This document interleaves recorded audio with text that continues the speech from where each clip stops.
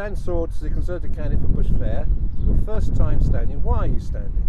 Because Harlow needs a new council and Bush Fair needs a new councillor. I think it's obvious from having spoken to a hell of a lot of people on the doorstep that people are fed up with many things, that council tax is continuing to rise and we're not getting the services for it. And I think Bush Fair needs a new councillor, someone that will stand up for those things and deliver on them. And sometimes people, a lot of critics of the Conservatives say you seem to ignore what the Tories in Essex County Council are doing, the things that they are putting up.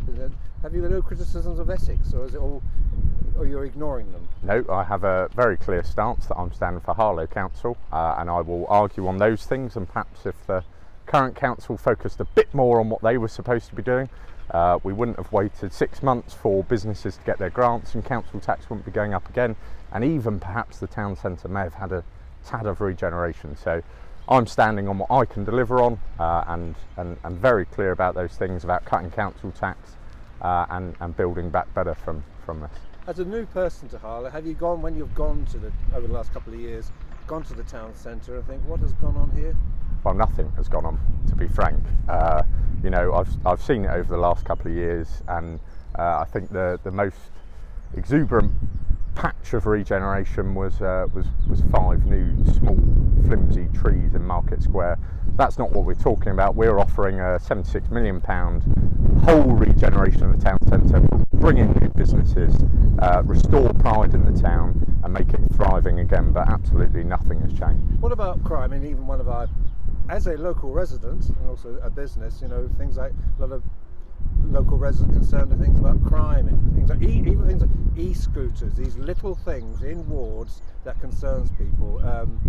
What's your point on things like that? Absolutely.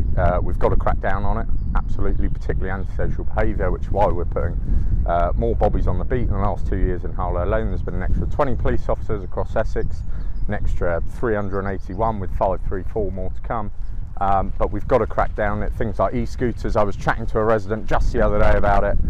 They are illegal, and those are exactly the sort of things we've got to clamp down on to make this a safer place. About 300 yards behind us, a thriving school, Passmore's. There are many schools in your wards.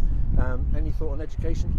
Yes, high per pupil funding, 7 major school upgrades, school building upgrades, but also looking further than that, there's a big push. We're bringing thousands more apprenticeships to the town to give every young person the opportunity of an apprenticeship, and all these new businesses, regeneration, all those sort of things tie into education and will allow our young people to go on even further. The Conservatives haven't had power in Harlow for 9 years, you know, and there's a big and isn't it telling? And there's a big difference between the 27,510 people who voted Robert Halfon and out of power for 9 years. How are you going to bridge that gap in tomorrow in those 11 wards? Well, I think we are offering something probably very different to what we've offered over the past 10 years. We have a very clear plan. We're going to cut council tax, but we're also going to invest massively in the things that people care most about, and that's millions more for our NHS schools and police. That's finally cracking on delivering the town centre regeneration and many, many more things. And I think it's clear from speaking to people that people do want a new council.